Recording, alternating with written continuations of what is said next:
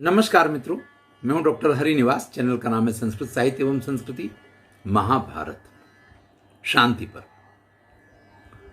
यहां तो जीवन के लिए बड़ी ही उपयोगी बातें आपको सुनने को मिल रही हैं। मेरा भी सौभाग्य है कि आपको सुनाने के बहाने इन सारी चीजों तक पुनः पहुंचने का एक अवसर मिल रहा है। पहले जब महाभारत पढ़ा था तब मैं बहुत छोटा था, मैं 9th में पढ़ता था, आप ये मान लीजिए। तब मैंने पढ़ा था महाभारत। तब इतनी समझ भी नहीं थी, लेकिन संस्कार थे जिन्होंने बांध के रखा और आज इस स्थिति को प्राप्त हुआ। लेकिन आज ये चीजें समझ में आती हैं, आज इनकी कुछ रहस्यपूर्ण बातें भी समझ में आती हैं। चलिए आज का एक वीडियो ऐसे ही लक्ष्मी और उनकी स्वरूप और समृद्धि हमारे जीवन में कैसे हमेशा के लिए रह सकती है, इसकी बात करेंगे। लेकिन उससे पहले एक छोटा सा नमुची और इंद्र का आख्यान।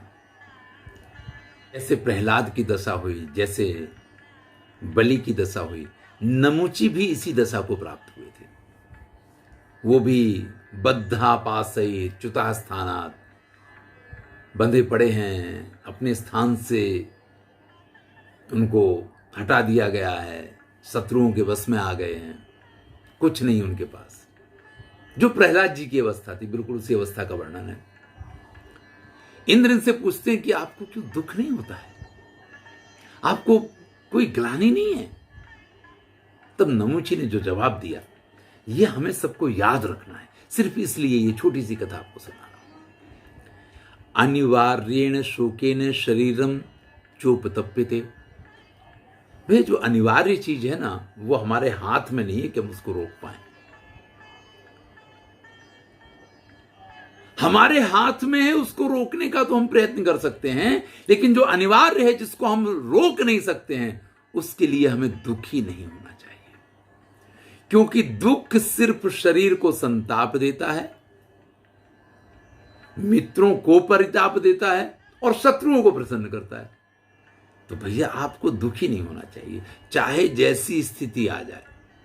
देखिए, आपको यह पता है कि जो होना है वो होना है, उसको मैं बदल नहीं सकता हूं। किसी की मृत्यु हो गई, आपको पता है कि मृत्यु हुई तो उसको जिंदा नहीं किया जा सकता है, उसको वापस नहीं बुलाया जा सकता है। अब आप उसके लिए दुखी होकर के, परेशान होकर के सब कुछ छोड़ दें, तो परिणाम क्या होगा कि आपके दुश्मन तो गैल में आ जाएंगे कि वाह यार मजा आ गया, सब कुछ बन गया। आप तो परेशान हो ही रहे हैं, आपके मित्र भी परेशान होंगे। जब व्यक्ति शुभ विचार करता है दुख की घड़ी में भी, तो उसका भला होता है। यदा यदा ही पुरुषा कल्याणे कुरुते मना। जब व्यक्ति अपने कल्याण की कामना करता है, अपने मन में कल्याण का विचार करता है, तदा तस्य प्रसिद्ध्यन्ति सर्वार्था नात्र संशया, तो उसके सभी कार्यों की सिद्धि होती है। और जब वो रोता रोता दुखी होता रहता है, तो उसकी वो सफलताएं नहीं मिला करती हैं, वो हमेशा परेशान होता है, वो हमेशा दुखी होता है और लोगों को परेशान करता है। आनंद में सिर्फ उसके शत्रु रहा करते हैं। जीवन में एक ही बात याद रखो, इंद्र यथा यथास्य प्राप्तव्याम प्राप्तो त्येव तथा तथा। भाई जब जिसको जो मिलना होता है, तब उसको उन चीजों की प्राप्ति होती है। और जब जो होना होता है, तब वो अवश्य होकर के रहता है। भवितव्यम यथा यच्चे भवत्येव तथा तथा। चलिए, इस छोटी सी कथा के बाद इसमें से जो हमें ज्ञान मिला है, उसको हम गांठ बांध लें कि जो हमारे बस में नहीं है उसके लिए दुखी नहीं होना है। अगर हम दुखी रहेंगे तो हमें कहीं सफलता नहीं मिलेगी। अगर हम प्रसन्न रहेंगे, हम अपने कल्याण की कामना करते होंगे, तो हम कभी असफल नहीं हो सकते हैं, हमें अवश्य सफलता मिला करती है। हम प्रसन्न मुख से अगर घर से निकलते हैं तो हमें सफलताएं मिला करती हैं, और हम क्रोध में, आवेग में, दुख में जब घर से बाहर निकलते हैं तो हमें असफलताएं मिला करती हैं। ये मैंने कई बार कहा है, ये मुझे अच्छी लगी कथा, इसलिए आपको सुना दी। चलिए अब हम एक मुख्य कथानक की तरफ चलते हैं। इन नमुची के पास से, इन बलि के पास से, इन प्रहलाद के पास से जब लक्ष्मी इंद्र के पास आई, तो इंद्र ने लक्ष्मी जी से पूछा कि हे देवी आप कौन हो, आपका स्वरूप क्या है और आपने इनका परित्याग क्यों किया है, आप मेरे पास क्यों आई हैं। तो लक्ष्मी जी ने कहा कि भूति लक्ष्मी ति मामाहु श्री रित्येव च वासव। कोई मुझे भूति के नाम से जानता है, कोई मुझे लक्ष्मी के नाम से जानता है, कोई मुझे श्री के नाम से जानता है।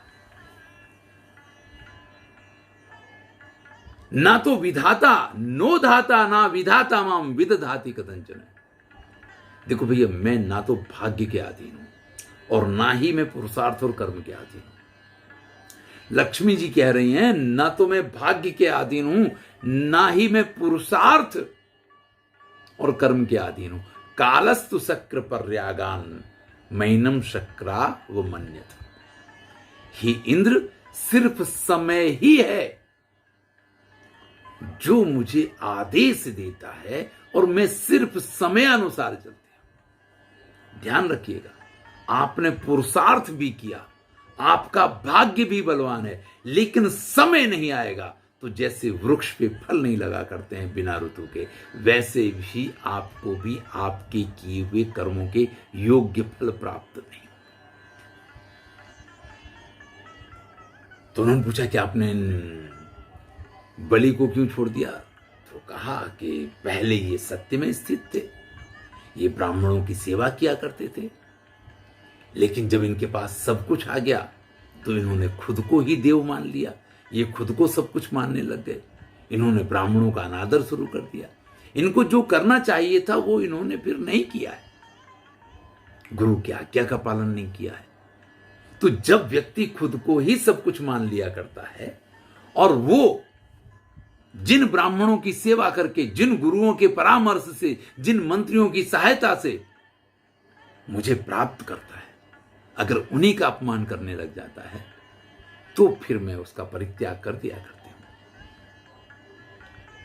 हूं। जो व्यक्ति सत्य में, दान में, व्रत में, तप में, पराक्रम में, इन सब में स्थित रहता है, मैं उन्हीं के पास रहती हूं। पहले ये बलि भी इसी प्रकार से इन सब चीजों का पालन किया करते थे तो मैं इनके पास थी। अब चूंकि इन्होंने इन सब चीज का परित्याग कर दिया है, महाशय ने जब उत्कृष्ट पद को प्राप्त कर लिया तो इन्होंने ब्राह्मणों की, गुरुओं की, सबकी आज्ञा मानना बंद कर दिया और इन्होंने क्या कह दिया कि मैं ही सब कुछ हूं, आप यज्ञ आदि करके मुझी को आहुतियां दो, मेरे ही बारे में सब कुछ सोचो। और जब भी व्यक्ति इस प्रकार से स्वकेंद्रीय हो जाता है, जब भी व्यक्ति इस प्रकार से स्वार्थी हो जाया करता है, तो मैं उसका परित्याग कर दिया करती हूं। हे इंद्र, इसलिए मैंने इनका परित्याग कर दिया है और अब मैं तुम्हारे पास आई हूं। तुमसे मेरा अनुरोध है, अब मैं तुम्हारे पास हमेशा के लिए रहना चाहती हूं।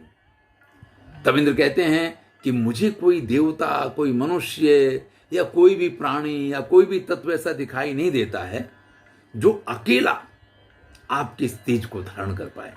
तो लक्ष्मी जी कहती हैं बिल्कुल सही है, नैव देवो न गंधर्वो नासुरो न च राक्षसा। न कोई देवता है, न कोई गंधर्व है, ना असुर है, ना राक्षस है जो अकेला मुझे वहन करने की शक्ति रखता हो। तो फिर आप बताओ कि मैं आपके लिए क्या करूं। इंद्र ने पूछा। विधिना वेद दृष्टेने चतुर्धा विभजस्व माम। अरे विधाता ने वेदों में विधि विधान पूर्वक जैसा विभाजन किया है, ऐसा मुझे 4 भागों में विभाजित कर। तब इंद्र कहते हैं कि मैं अपनी संपूर्ण शक्ति, संपूर्ण बल और संपूर्ण निष्ठा के साथ आपको धारण करूंगा, आप मेरा कभी परित्याग ना करें। 4 भागों में जो विभाजित किया है लक्ष्मी को, जरा उसको जान लें। भूमि रेव मनुष्येषु धारणी भूत भाविनी।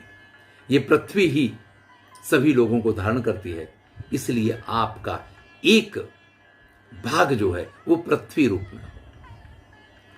दूसरा भाग तो उन्होंने कहा ये जल जो है ये सदा प्रवाहित होता रहता है, ये सर्वत्र गमन करता है। आपका दूसरा जो विभाग है वो जल के रूप में।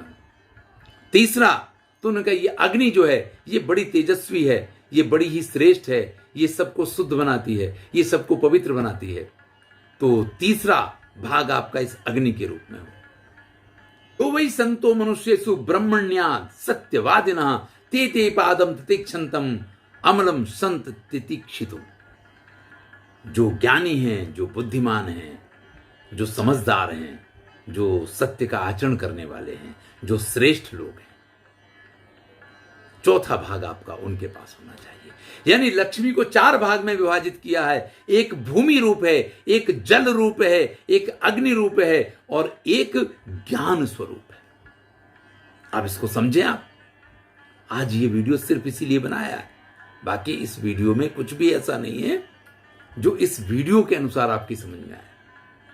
देखिए, जो भूमि रूपी है, अगर आपको लक्ष्मी को हमेशा अपने पास इंद्र की तरह स्थापित करके रखना है तो लक्ष्मी के 4 स्वरूपों को समझ लीजिए।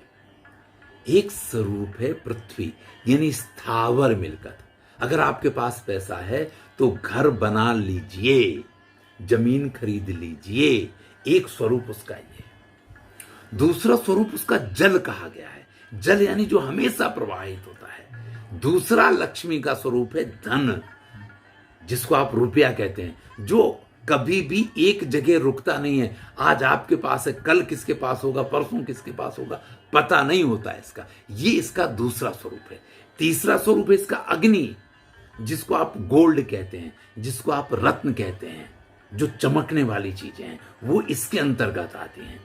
ये एक चौथा स्वरूप है। यानी लक्ष्मी अगर आपको सभी स्वरूप में आपके पास है तो वो चिरस्थायी है। अगर इनमें से किसी एक स्वरूप में लक्ष्मी आपके पास है तो चिरस्थायी नहीं है। और चौथा स्वरूप है वो है ज्ञान, बुद्धि। यानी अगर आपके पास लक्ष्मी है और आपको उसको संभालना नहीं आता है तो भी वो आपके पास नहीं रुकेगी। आपको 1 से 2 करना नहीं आता है तो भी वो आपके पास नहीं रुकेगी। फिर से समझिए, लक्ष्मी के 4 स्वरूप हैं। एक है भूमि, एक है जल, एक है अग्नि और एक है ज्ञान यानी बुद्धिमान। अब भूमि तो आप समझ सकते हैं कि जमीन हो सकती है, जायदाद हो सकती है, मकान हो सकते हैं। अगर आपके पास पैसा आया है तो इसमें इन्वेस्ट कीजिए। सबसे पहला काम है घर बनाइए, जमीन लीजिए, उसमें पैसा डालिए। लेकिन यह भी नहीं होना चाहिए कि सब कुछ उसमें डाल दिया और आपके पास जो बहता हुआ पानी के स्वरूप का पैसा है वो आपके पास ना रह जाए। क्योंकि जब तक आपके पास लिक्विडिटी नहीं होगी, जब तक आपके पास इस स्वरूप में धन नहीं होगा, तब तक आप अपने कार्यों को श्रेष्ठता से नहीं कर पाएंगे। तीसरा स्वरूप है इसका अग्नि। मैंने कहा कि गोल्ड, मैंने कहा कि रत्न वगैरह जो हैं वो इस स्वरूप के अंतर्गत आते हैं। अब आप कहेंगे कि भाई हमारे पास जमीन है, हमारे पास जायदाद है, तो इसके बिना तो काम चल सकता नहीं चल सकता है। देखिए, कभी ऐसी स्थिति आ सकती है, मेरा पर्स किसी ने चोरी कर लिया, अब मैं मकान बेचने चला जाऊंगा क्या? लेकिन अगर मेरे हाथ में अंगूठी है या मेरे पास घड़ी है या कुछ इस प्रकार का चीज है तो मैं किसी के सामने हाथ बिना फैलाए भी अपनी उस समय की जवाबदारी को पूरा कर सकता हूं। इसलिए यह भी आवश्यक है कि आपके पास रत्न वगैरह होने चाहिए। ये विपत्ति के समय बड़े काम आते हैं। आप मकान के दस्तावेज के कागज गले में लटका करके शादी नहीं कर सकते हैं, वो आपके हार का काम नहीं कर सकते हैं। आप धनवान हैं, आप पैसे वाले हैं, ये आपके रत्न ही व्यक्त करेंगे लोगों के सम्मुख, तभी आपकी प्रतिष्ठा और श्रेष्ठ बनती है। लेकिन इन सबसे ऊपर जो अंतिम स्वरूप लक्ष्मी का है उसको समझें। धन कमाना आसान है, उसको सहेजना संभालना कठिन होता है, एक चीज। और दूसरी चीज आप ये समझ लीजिए कि ये तीनों प्रकार के धन यानी रत्न, संपत्ति, पैसा, ये सब कुछ आपके पास तभी रुकेगा जब आपके पास निश्चित एक बुद्धि होगी जो धनागम का माध्यम बनेगी। तो लक्ष्मी की ये 4 स्वरूप यहां निर्धारित किए गए हैं और इन चारों स्वरूप में जब आप लक्ष्मी की उपासना करते हैं तभी जाकर के आप हमेशा के लिए लक्ष्मी को अपने पास रोक सकते हैं, उसको अपने पास टिका सकते हैं। और इस संदर्भ में श्री कृष्ण और उग्रसेन के बीच में बड़ी विस्तार से चर्चा हुई है और वहां श्री कृष्ण जी ने उग्रसेन जी से बात करते हुए ये कहा है कि लक्ष्मी किसके पास टिकती है। चलिए 2-4 बातें उसमें से आपके सम्मुख प्रस्तुत करूंगा। लक्ष्मी को रोकना सभी चाहते हैं, लेकिन लक्ष्मी रुकती किसके पास है इसके बारे में कहते हैं कि स्वधर्म अनुतिष्ठत्सु, जो अपने धर्म का पालन करते हैं, जो धैर्यवान होते हैं, जो विचलित नहीं होते हैं और अच्छे मार्ग का अनुसरण करने वाले होते हैं, उनके पास लक्ष्मी हमेशा के लिए रहती है। जो लोग दान करने वाले होते हैं, जो अध्ययन करने वाले होते हैं, जो यज्ञ करते हैं, जो जप करते हैं, जो देवताओं का पूजन करते हैं, जो गुरुओं की आज्ञा मानते हैं, जो अतिथियों का सत्कार करते हैं और जो सत्य का पालन करते हैं, ऐसे लोगों के पास लक्ष्मी हमेशा के लिए रहती है। मैं यहाँ बहुत विस्तार से 100 से अधिक श्लोकों में यहाँ इन सब चीजों को वर्णन किया गया है, लेकिन मैं संक्षेप में सिर्फ इतना कहता हूं कि जो व्यक्ति सन्मार्ग पे चलने वाला होता है, बड़े बुजुर्गों की सेवा करता है, जो लक्ष्मी की आराधना में सिर्फ अपने स्वार्थ के लिए लेकिन लोगों के कल्याण के लिए जुड़ा रहता है, लक्ष्मी भी उसके पास बनी रहती है। और जो व्यक्ति सिर्फ अपने स्वार्थ के लिए लक्ष्मी की उपासना करते हैं, तो भैया दो बातें हैं, इनके संबंध की बात चल रही है, तो एक अंतिम बात कहकर के इस बात को पूर्ण करूंगा कि अगर आप खाली लक्ष्मी की पूजा करते हैं तो वो उल्लू वाहन है, उल्लू पे बैठ के आएंगी और आपको उल्लू बना के चली जाएंगी। अगर आप ईश्वर के साथ में, विष्णु के साथ में लक्ष्मी की उपासना करते हैं, अगर आप गणेश के साथ लक्ष्मी की उपासना करते हैं, अगर आप सरस्वती के साथ लक्ष्मी की उपासना करते हैं, तो ये आपके लिए कल्याणकारी हुआ करता है। यानी लक्ष्मी सिर्फ आपके अपने लिए नहीं होती है, सिर्फ स्वार्थ के लिए इसका प्रयोग आप नहीं कर सकते। तो ध्यान रखिएगा, लक्ष्मी के चारों स्वरूपों को याद रखिए और उन चारों स्वरूपों पे जब आप काम करेंगे तभी लक्ष्मी आपके पास चिरस्थायी बनेगी। धन्यवाद। मैं हूं डॉक्टर हरिनिवास और चैनल का नाम है संस्कृत साहित्य एवं संस्कृति महाभारत है। यहां इस कथा को डिकोड किया है कि क्या कहा गया है, किस प्रकार से कहा गया और हमें उसको समझना कैसे है। यहां सभी कथाओं में इसी प्रकार की बातें हैं। अगर हम उनको समझ पाए तो हमारा कल्याण निश्चित है। फिर से आप सबका धन्यवाद। आपका इतना प्यार मिल रहा है और इसी प्रकार से आपका स्नेह मिलता रहे, इस अपेक्षा के साथ मैं हूं डॉक्टर हरिनिवास और चैनल का नाम है संस्कृत साहित्य एवं संस्कृति। आनंद लीजिए और मित्रों के साथ शेयर अवश्य कीजिए।